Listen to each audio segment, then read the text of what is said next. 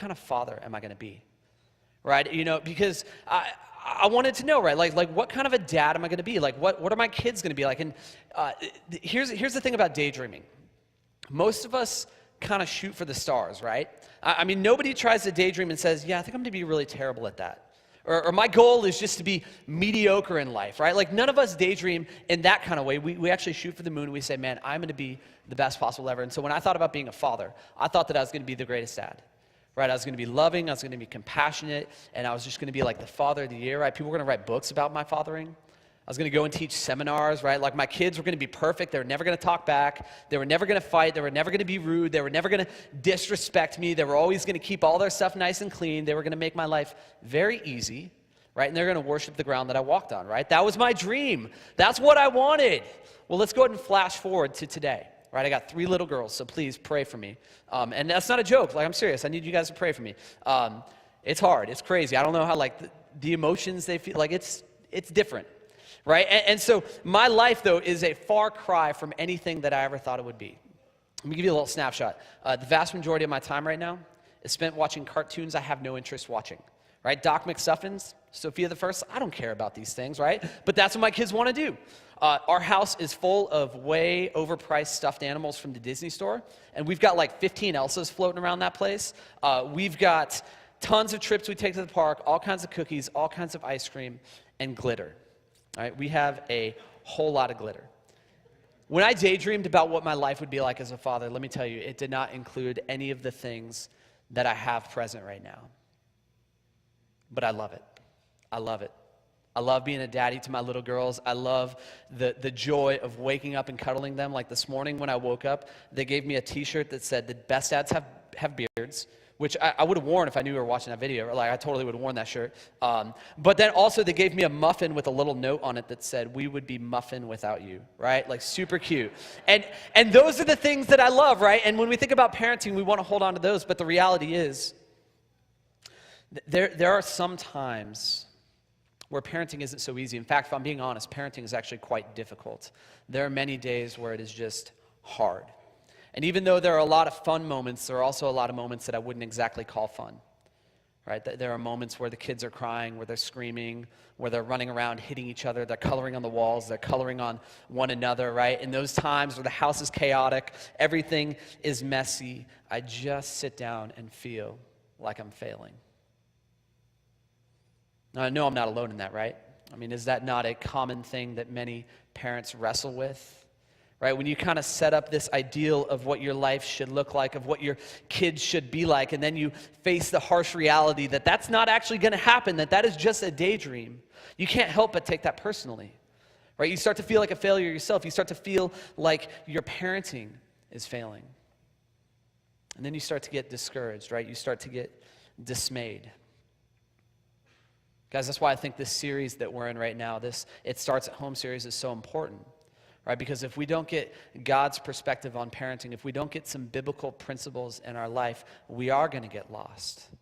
We are going to get discouraged. We are going to want to throw in the towel. Here's the thing. God didn't design parenting to be something that is just overwhelming.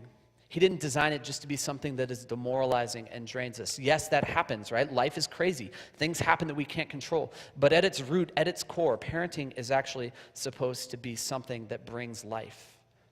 Right, and we experience these glimpses of this. This, in fact, is actually something that the psalmist writes about here in Psalm 127. He says this, behold, children are a heritage from the Lord. Right, they're the fruit of the womb. They're a reward like arrows in the hands of a warrior, the children of one's youth. Blessed is the man who fills his quiver with them. If you have kids, or if you've been around kids, you know this to be true, right? I mean, your kids, they're a heritage. They're a gift, right? You cannot help but feel joy when you see this child growing up. It brings so many emotions inside of you. I mean, they're a gift, yes. And like all gifts, they need to be cared for.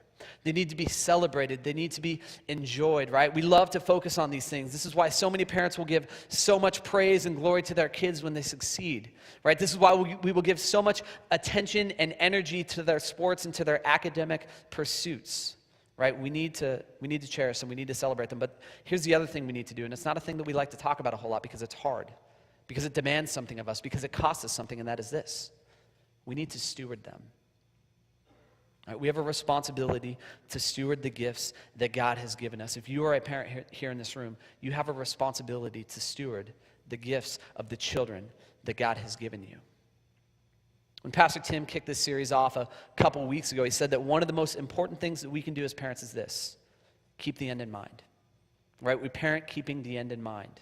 And here's what this allows us to do. It allows us to figure out what the real win is. Right? It allows us to figure out, okay, this matters and that over there doesn't matter. Right? Because in parenting, it's really easy to get focused on the here and now, right?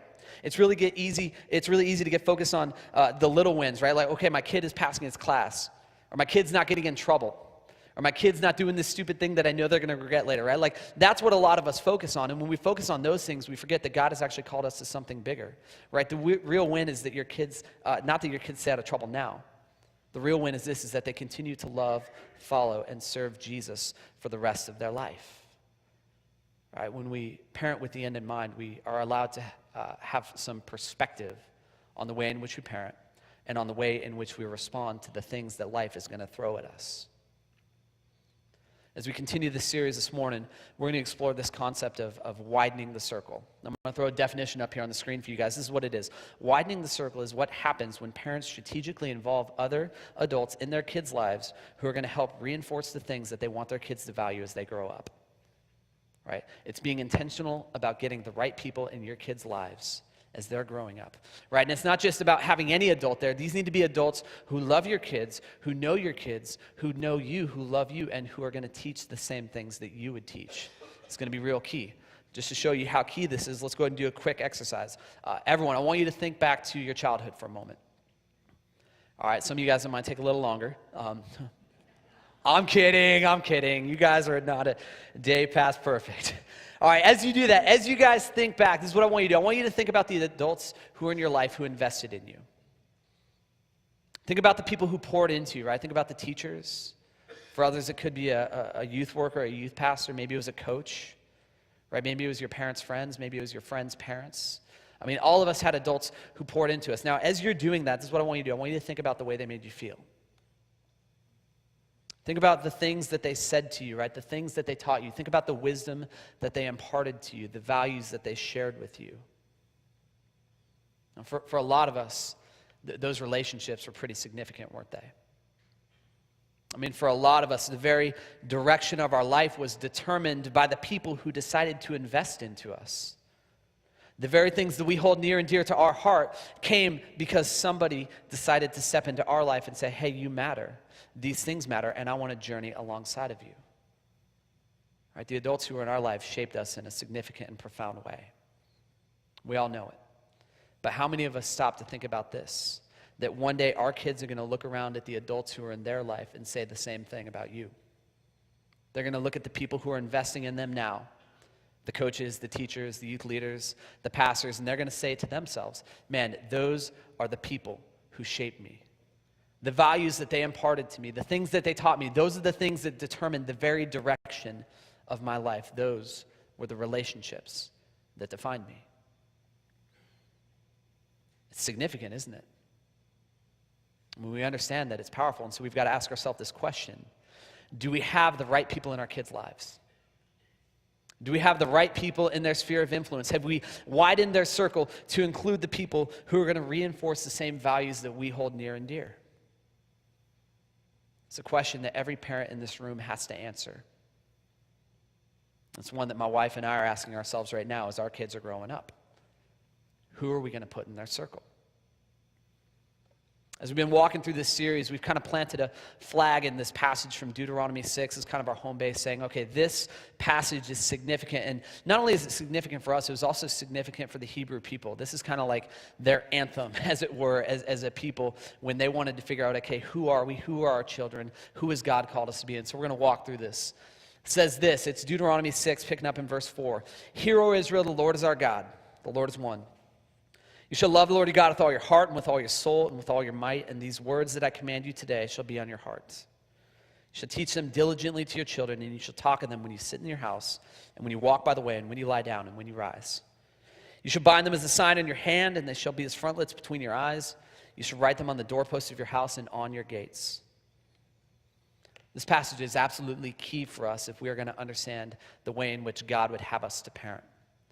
First and foremost is a command for us, right? And if you guys are familiar with the New Testament and the ministry of Jesus, you'll know that in Mark 12:29, this is something that he himself references, something called the greatest command, right? First and foremost, if you are going to be a successful parent, if you're going to be a good parent, then you better make sure that your relationship with God is where it needs to be, right? We have this call to love God with all of our heart, with all of our soul, and with all of our might. There is no way that you're going to be able to lead your kids and love your kids the way that God is calling you to unless you are first pursuing him. Right? You can't just expect your kids to do the right thing. You can't just expect your kids to automatically get it if you yourself are not living this out as well. Right? This is something that's convicting for me, right? Because it's easier just to focus on my kids and what they need to do. It's easier just to say, hey, do this, right? Do as I say, not as I do. But as you guys know, everything that a kid learns is caught. It's not just taught. Right? They see us modeling it. They see us living it out. And they begin to internalize that stuff themselves. We need to make sure that first and foremost, if we are going to parent, we must first be parented by our Heavenly Father.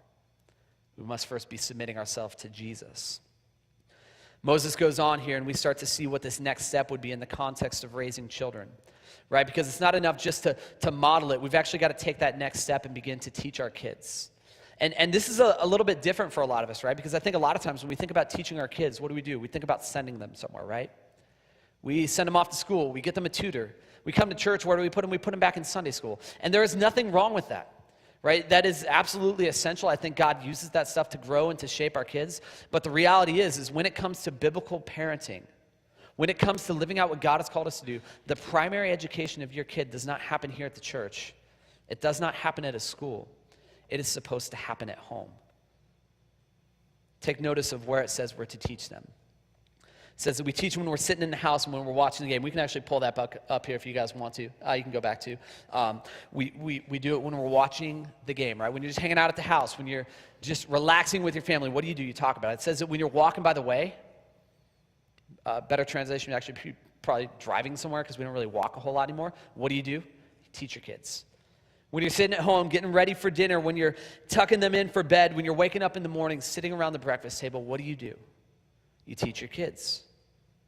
Guys, this is significant. As parents, you alone are the ones who bear the responsibility and the burden of making sure that your kids grow up to know, love, and serve the Lord. You have a responsibility to teach them. Right? We don't just get to pass it off to other people. We don't just get to make excuses for why we're not doing it. At the end of the day, you alone are going to be the one who bears the burden of this. You can't say, well, their teacher didn't do it. You're the one who has to do it. And so you got to ask yourself this question. Are we teaching them what we're supposed to, right? And this is a question that my wife and I have to ask ourselves all the time. What are our actions and our words communicating to our kids about our view of our relationship with God? What is it communicating to them about our view of their relationship with God? Right? Implicitly, are we telling them that sports are more important by letting them miss out on everything? Are we telling them that their academic pursuits are more important than their relationship with God? Are we telling them that our pleasure and our pursuit of fun is more important than our relationship with God? Are we saying that all of those things will bow before our relationship with Jesus? What are we teaching them? Now, I don't know about you, but this is really convicting for me. Right? Like I don't like to be faced with my own inadequacies as a parent.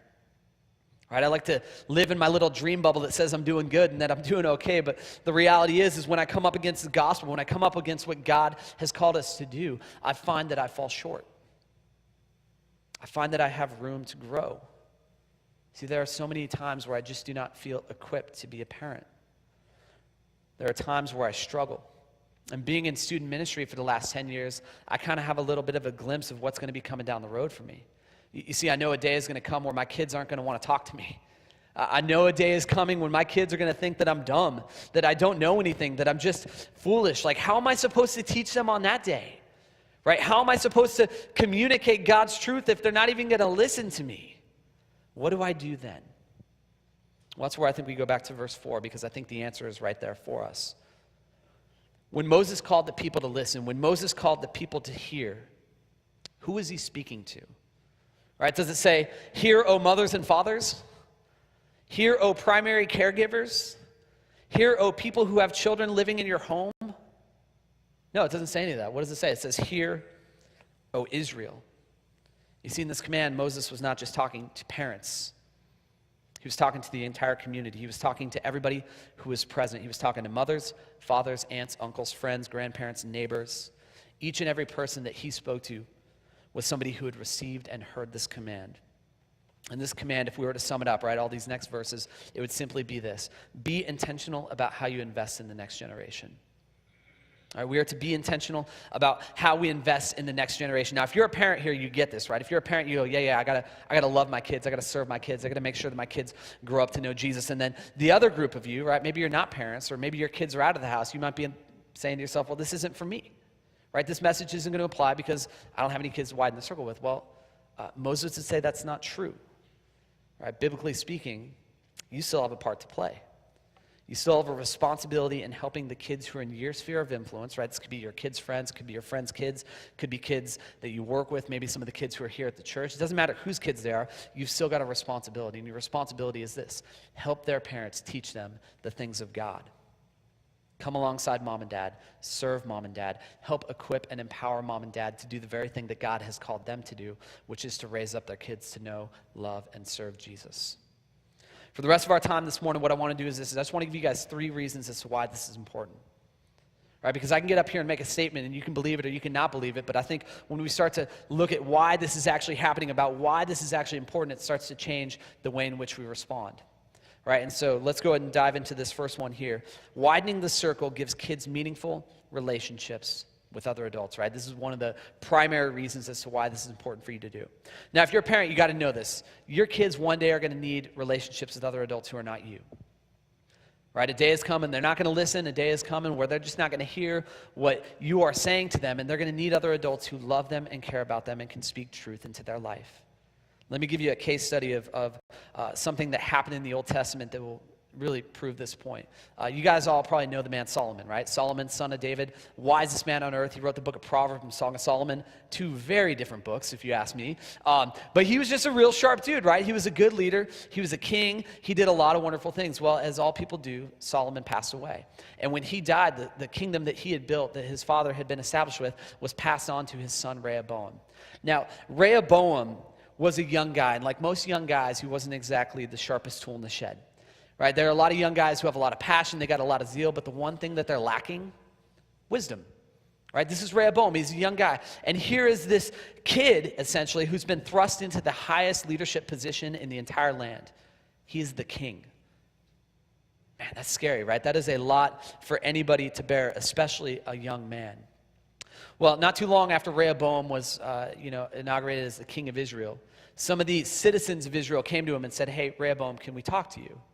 You see, your father put a lot of pressure on us to build things. And if you guys know, Solomon built a lot, right? He built the temple. He had like 700 wives and 300 concubines, and he built all of them palaces. I mean, this dude would build a lot of stuff. And if you're king, you don't exactly have your own source of income. So what do? You tax people, right? You take other people's stuff. You make them go and build everything for you. And for the people, they loved doing it for Solomon. But as they started to look at the prospect of doing this for every king who followed after them, I mean, that was a lot.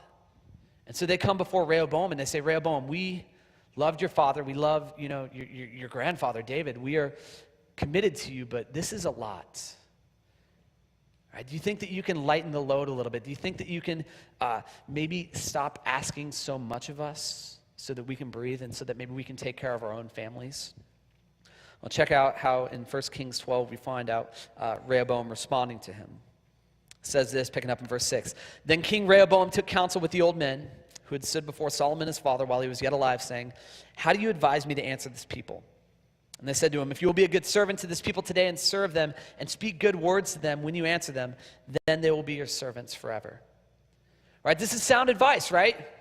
I mean, the elders of Israel, these were all of Solomon's friends. They essentially say, hey, Rehoboam, the people are right. Your dad did ask a lot, and Rehoboam, you have a real opportunity here to win their affection, to win their love, to win their loyalty. Right? If you respond with compassion, if you respond with grace, these people are going to love you and serve you for the rest of your life. You're not going to have any issues. So respond thoughtfully. Well, that's not exactly what happened. Picking up in verse 8, it says this. But he abandoned the counsel that the old men gave him, and he took counsel with the young men who had grown up with him and stood before him. And he said to him, "What do you advise me that we answer this people who have said to me, 'Lighten the yoke that your father put on us'?" Right, so essentially he rejects all of the wisdom of the elders of Israel, and instead, who does he go to? He goes to his friends, right? He goes to his buddies. He goes to the guys that he grew up with, and he says, "What do you guys think I should do?" Well, continuing on, it says that the young men who had grown up with him said to him, "Thus shall you speak to this people who said to you, 'Your father made our yoke heavy, but you lighten it for us.' Thus you shall say to them, 'My little finger is thicker than my father's thighs. And now, whereas my father laid on you a heavy yoke, I'll add to your yoke. My father disciplined you with whips, but I will discipline you with scorpions." All right, in essence, he's up in the ante. He's saying, you guys think you had it bad under my father Solomon? You think that was hard? Oh my gosh, guys, you don't even know what is coming. He'd beat you with the whip. I'm going to take live scorpions and put these all over your body. And I'm going to make you do what I want because I am king and you are not. Rehoboam rejected the wisdom of the adults, of the wise men who were in his life, and instead he went with the advice of a bunch of young, foolish men just like himself. Now you've got to ask yourself the question, why? Right? Because any of us can look at these two scenarios and obviously the wisdom of the elders was much better, right? I mean, I don't think any of us here in this room are going, actually, that scorpion's idea is pretty good, right? If you do, like, you're crazy, right? Like, we get it, right? Be compassionate. That's what a leader is supposed to do. So why did Rehoboam not get it? Why did he choose the wrong advice? I think it's actually got a pretty simple answer. It came down to this. Who had more influence? Was it the wise men of Israel, or was it his friends? Was it the people he didn't know at all, the people he had never spent any time with? Or was it the guys he grew up with, right? The guys he had all the inside jokes with. The guys who knew his nickname. You see, I think a lot of times we fall into the trap of believing that influence is something we earn by getting a degree. That influence is something we earn by living a certain amount of years. Or by having some kind of position or some kind of authority. But the reality is that stuff doesn't make a whole lot of difference. Because influence isn't gained by what you can do. It is only gained by this, being present. Influence is gained through presence. See, Rehoboam had spent a whole lot of time with his friends, but he had never spent any time with his father's advisors. And so when push came to shove, when he had to make a decision, when he had to take somebody's advice, he was going to take the advice of his friends. Why? Because they were there. It doesn't matter if it's good advice or if it was bad advice. Presence is king. The story goes on to tell us that the people ended up rejecting Rehoboam because of this. 10 tribes of the nation of Israel walked away from Rehoboam, and he was left with just one. Right? A national split occurred because this guy would not humble himself, because he would not listen to the wisdom of the elders. This story is so sad for so many reasons. And for being such a wise guy, I think Solomon made so many mistakes. I believe that had Solomon been a little more proactive in widening Rehoboam's circle, right? Had he made sure that Rehoboam had relationships with these elders beforehand, had he made sure that these were guys who were present in his life beforehand, I think we would have read a much different ending to this story. I think we can learn a lot of valuable lessons from this interaction and really from the way in which Rehoboam led. But one of the most important is this. We need to get trusted adults in our kids' lives before they need them, not when they need them. All right? We need to get trusted adults' lives in our kids' lives before they need them, not when they need them. Because times of crisis are coming, right? You can't live life and not engage something that's going to make you go, how do I handle that? And if you're not careful, your kids are going to end up like Rehoboam. They're going to go to their friends, they're going to go to their buddies, and they're not going to go to people who have a little more wisdom. They're not going to go to the people who actually have the answers for how to properly handle a situation.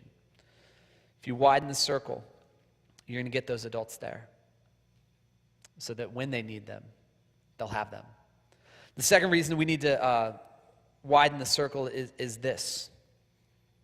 It helps your kids find a place in a bigger story, right? It helps your kids specifically find their place within a bigger story. At the stage of life my family is in right now, our kids are young, right? They're 5, 2, and 1. There's not a whole lot that a 5-year-old or a 2-year-old or a 1-year-old can do on their own, right? Like I got to feed them, I got to change them, I got to put clothes on them, I got to even help them get up the stairs. I've got to do everything for them, right? And it's fun, like I love it, but I know a day is coming when my kids aren't going to need me to do any of that, right? You know, my oldest daughter, Ryan, in a few short months, she goes off to kindergarten. And I'll tell you, the tears are already being shed in our house, right? This is a big moment for us. And that's just a little moment. That's just kindergarten, right? You know, I start to think about the reality that one day they're going to move out of the house. One day they're going to go to college. One day they're going to get married. One day they might start their own families. And that's like a really sad thing for me as a parent. But it's still my job to prepare them for that, right? I still have a calling to prepare them to take that next step. When we're intentional as parents about widening the circle, we're actually helping our kids get ready for that transition. See, as we bring other adults in their life, we allow them to see the ways in which God is moving in this world. Right now, my kids' entire understanding of this world and of the way in which God works is what happens in the four walls of our home. They think this is what daddy does, this is what mommy does, this is how Jesus moves here, this is how he moves there, right? It's very limited. And yet, as we bring in other people who have different stories, who've had different journeys with God, different experiences with God, they're able to see that he moves in much different ways, in much different areas. They're able to see some of the compassion, some of the grace, some of the mercy, and even some of the hardships.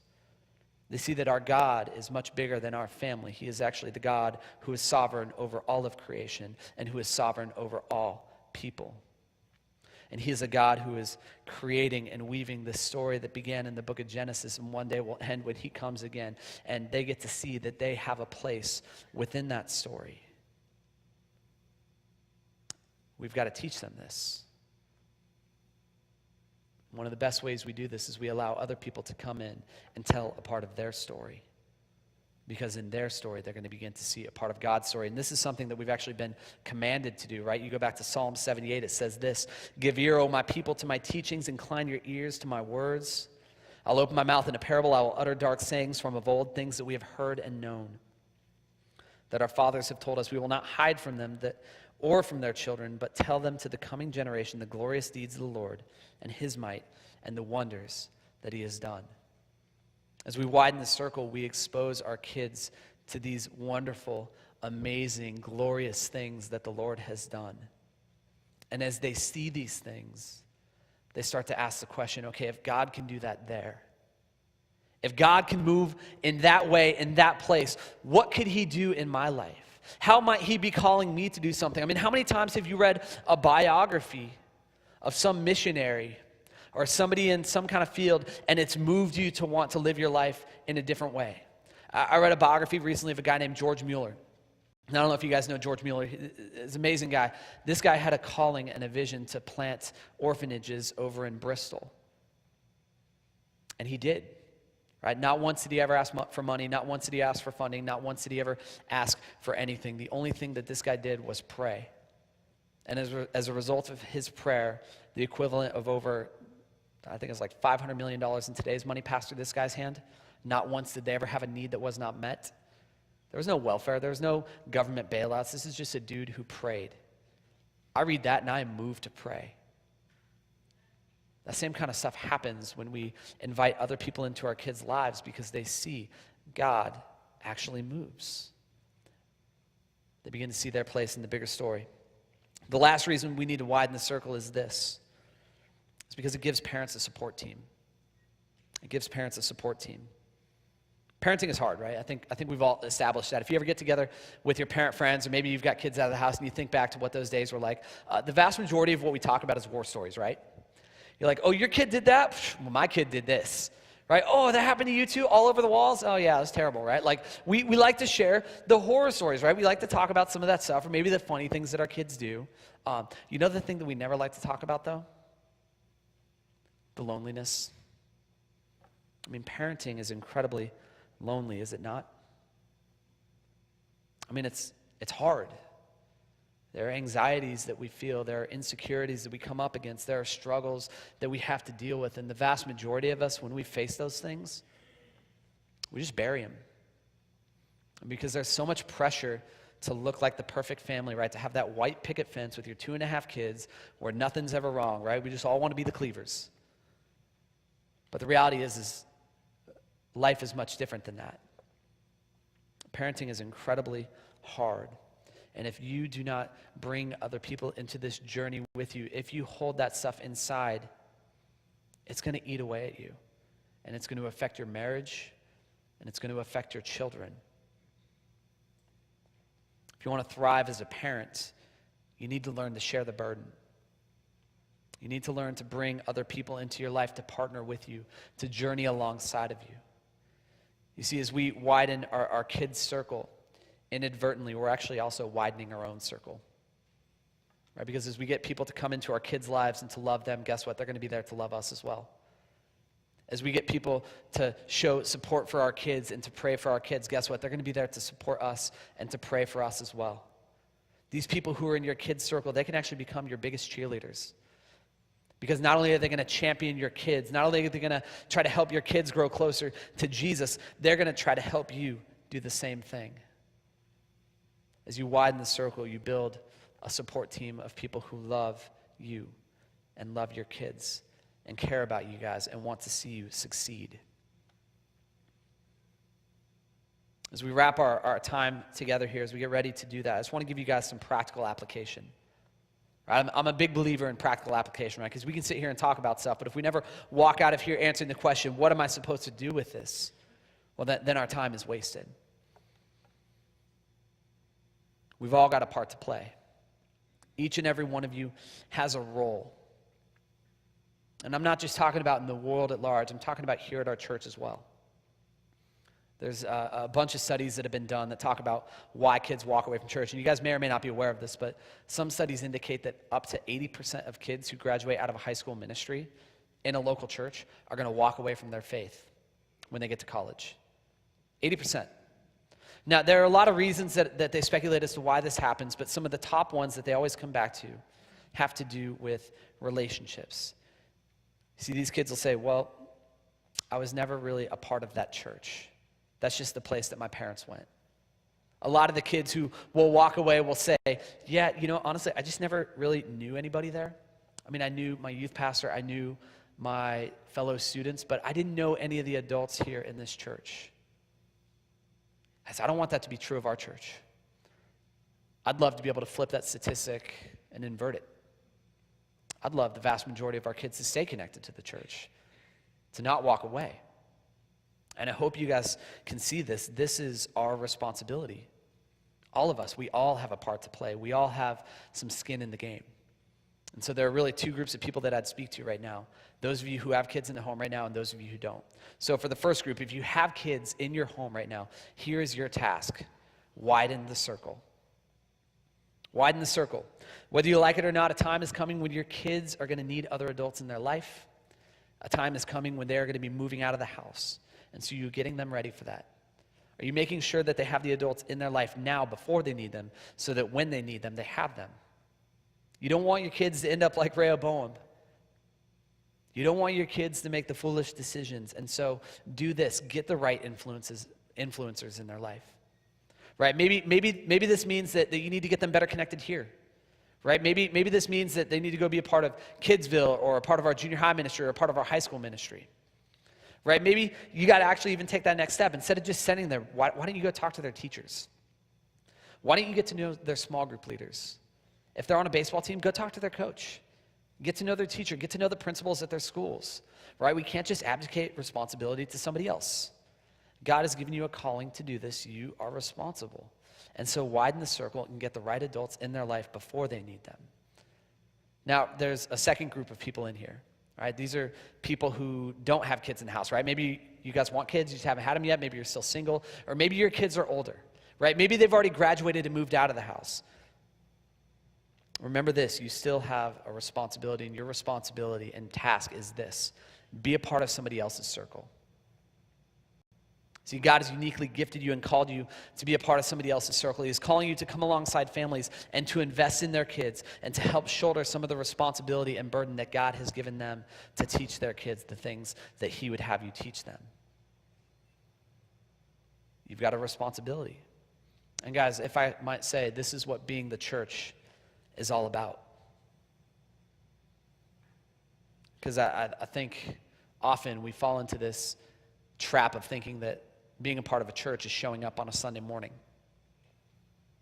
Or we think being a part of a church is having membership, but the reality is it is nothing like that, right? That is not what church is. Because a church isn't a building, a church is the people. Jesus didn't come to save a religious system. He did not come to save a denomination. He did not come to save certain practices or doctrinal beliefs. He came to save people. Jesus was all about people. Even today, he is still all about people. And as a church, we ourselves need to be all about people. And this includes moms and dads. So if they're struggling, if they're hurting, if they're trying to figure out and navigate the way to figure out how to raise their kids, guess what? You have a responsibility to come alongside of them. Here at the Bridge, we got 100 kids back in Kidsville every week. These are kids who need adults like you to come and love and serve them. And in doing so, to serve their families and to serve their mothers and fathers. We got another 75 kids back in middle school and high school every week. They need the same thing. We need small group leaders. We need people to invest into our students and to reinforce the truths that mom and dad are teaching in the home. Right? But it's not just about being here in the church, because the world is so much bigger than that, right? Some of you guys need to go and be teachers. Or maybe you need to volunteer in a class, right? Some of you guys might even need to go coach some kind of a team, be a teacher's aide, be a big brother, be a big sister. Get out into this community and be the person that somebody else can look to and look back on and say, man, that person really influenced me. And I get it, this is a hard thing for us to do, right? Because it costs us something. We all want to sit down and come up with reasons about why we shouldn't do it, right? Like, I'm not qualified, I'm not gifted, I'm not, fill in the blank. Whatever it is that would keep you from serving, that's the thing that often will hold you back. So you always want to look for reasons not to do something. Instead, if that's you this morning, what I want to actually do is this, is I want to challenge you to have a reason to do something. Do you love Jesus? Do you love kids? Do you want to see them grow up to know and follow him? Do you want to see them be a part of a faith community? Do you think families matter? Then be a part of somebody's circle. God doesn't call the equipped, he equips the called. Never underestimate the impact that you can have by just showing up and being present in somebody's life and loving them and journeying with them. As I think about widening the circle and the impact that it can have here in our church, or as I think about the impact that it could have in your families and my family, about how this sets up families and students for huge wins down the road, guys, I get excited. I do. Like, you could talk to Dee Brunk in the back. Like, we get super excited about seeing families transformed. When a bunch of us come together and start moving in the same direction towards the same goal, man, there is no telling what could happen here. There's no telling what God can do in our church. There's no telling what God can do in our city if we start to parent the way that God would call us to. If we start to be intentional about investing and being present in the lives of this next generation. As we get ready to close, I just want to read these words over you again. This last calling to the people of Israel from the Shema. And let this be something that sticks with you this week. Let this be something that you revisit, that you allow to sit in your heart and percolate a little bit. Out of verse 6, it says, "And these words that I command you today shall be on your heart. You shall teach them diligently to your children, and you shall talk of them when you sit in the house, and when you walk by the way, and when you lie down, and when you rise." Let's take this command to heart. Your children, your friends' children, the children of this church, the children in our community, they're a gift. They're a gift to us, and they're a gift to this world. So let us steward them well by training them well. Let's pray. Father, we